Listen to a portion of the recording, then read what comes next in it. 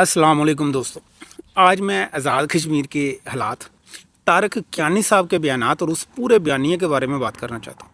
सबसे पहले एक बात बिल्कुल वाज़ेह कर दूँ, अगर किसी ने किसी बेगुनाह शहरी, पुलिस एहलकार, फ़ौजी या सिक्योरिटी एहलकार पर हमला किया है तो वो काबिल मज़म्मत है। कानून शिकनी गलत है, तशद्दुद गलत है, खून बहाना गलत है, इस पर कोई दो राय नहीं होनी चाहिए। लेकिन मेरा सवाल यह है कि आखिर ये सारा मामला शुरू कहाँ से हुआ? लोग सड़कों पर क्यों निकले, अवाम एहतजाज पर क्यों मजबूर हुए और फिर रियासती ताकत इस्तेमाल करने की नौबत क्यों आई? ये वो सवालात हैं जिनका जवाब देने की बजाय कुछ लोग हर इख्तलाफी आवाज़ को दुश्मन का एजेंट करार देने में लगे हुए हैं।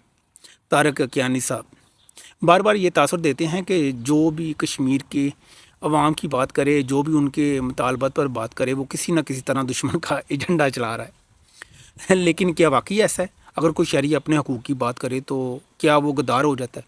अगर कोई सवाल पूछे तो क्या वो भारतीय एजेंट बन जाता है? अगर कोई हुकूमत या अदारों की पॉलिसी पर तनकीद करे तो क्या वो मुल्क दुश्मन हो जाता है? यही तो असल मसला है। पाकिस्तान में पिछले चंद सालों से एक ख़तरनाक रुझान पैदा किया गया है। पहले मुखालफ को बदनाम करो, फिर उस पर गद्दारी का इल्ज़ाम लगाओ, फिर उसे दुश्मन से जोड़ दो और आखिर में अवाम को यही बावर करवाओ कि सवाल पूछना भी जुर्म है। मैं एक और सवाल पूछना चाहता हूँ, अगर कश्मीर के अंदर वाकई कोई मसला नहीं था तो हज़ारों लोग सड़कों पर क्यों निकले? अगर सब कुछ ठीक था तो एहतजाज क्यों हुआ? अगर अवाम मुतमिन थे तो गुस्सा कहाँ से आया? सिर्फ ये कह देना कि आटा सस्ता है या बिजली सस्ती है, ये किसी माशरे के तमाम मसाइल का जवाब नहीं होता। दुनिया की हर तहरीक सिर्फ रोटी के लिए नहीं होती। लोग इंसाफ के लिए भी निकलते हैं, इख्तियारात के लिए भी निकलते हैं, इज़्ज़त के लिए भी निकलते हैं, नुमाइंदगी के लिए भी निकलते हैं और कभी कभी सिर्फ इसलिए निकलते हैं कि उन्हें लगता है कि उनकी आवाज़ नहीं सुनी जा रही। अब आते हैं एक और अहम नुक्ते पर। तारक कियानी साहब और उन जैसे लोग हर बात में भारत, आरएसएस और दुश्मन का हवाला देते हैं। लेकिन एक सवाल है, भारत का सबसे बड़ा फ़ायदा किस चीज़ में है? पाकिस्तानी और कश्मीरी आपस में लड़ें, पाकिस्तानी एक दूसरे को गद्दार कहें, इख्तलाफ को दुश्मनी बना दिया जाए, अवाम और रियासत के दरमियान एतमाद ख़त्म हो जाए, यही तो दुश्मन चाहता है। लेकिन मैं फिर कहता हूँ, अगर कोई मुजरम है तो उसे सज़ा दें, अगर किसी ने हमला किया है तो उसे कानून के मुताबिक पकड़ें, अगर किसी ने तशद्दुद किया है तो उसका एहतसाब करें। लेकिन पूरी तहरीक, पूरी आबादी या हर इख्तलाफी आवाज़ को दुश्मन करार देना इंसाफ नहीं है।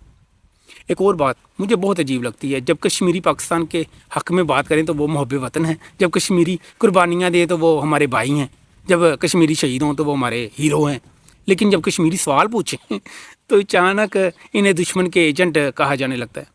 ये दोहरा मेयार क्यों? दोस्तों, रियासत की ताकत सिर्फ हथियारों से नहीं होती, रियासत की असल ताकत अवाम का एतमाद होता है। अगर अवाम अपनी रियासत पर एतमाद खो दे तो कोई भी निज़ाम मजबूत नहीं रह सकता। एतमाद धमकियों से पैदा नहीं होता, एतमाद इंसाफ से पैदा होता है। आज कुछ लोग सोशल मीडिया पर बैठकर दूसरों को धमकियां दे रहे हैं कि तुम पर पाबंदी लग जाएगी, तुम्हें माफ़ नहीं किया जाएगा, तुम्हें याद रखा जाएगा। लेकिन सवाल यह है कि क्या दलील ख़त्म हो गई है? क्या आप पर हर इख्तलाफ का जवाब सिर्फ धमकी रह गया है?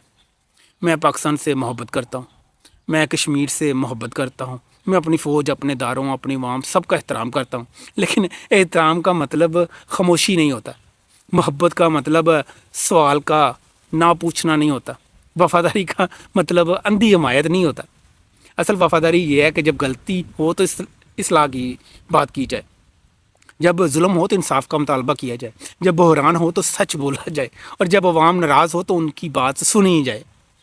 पाकिस्तान को दुश्मनों से कम और अपने अंदर बढ़ती हुई नफरत, तकसीम और इल्ज़ाम तराशी से ज़्यादा ख़तरा है। अगर हम हर इख्तलाफ करने वाले को गद्दार कहेंगे तो कल को कोई भी पाकिस्तानी महफूज नहीं रहेगा। अगर हम पर हर सवाल पूछने वाले को दुश्मन का एजेंट कहेंगे तो फिर सच बोलने वाला कोई नहीं बचेगा। आखिर में सिर्फ एक बात, पाकिस्तान ताकत से नहीं इंसाफ से मजबूत होगा, कश्मीर इल्ज़ाम से नहीं एहतराम से जुड़ेगा और रियासत धमकियों से नहीं अवाम के एतमाद से कायम रहेगी। पाकिस्तान जिंदाबाद, कश्मीर की अवाम पाइंदाबाद और सच, इंसाफ और कानून की हुक्मरानी जिंदाबाद। शुक्रिया।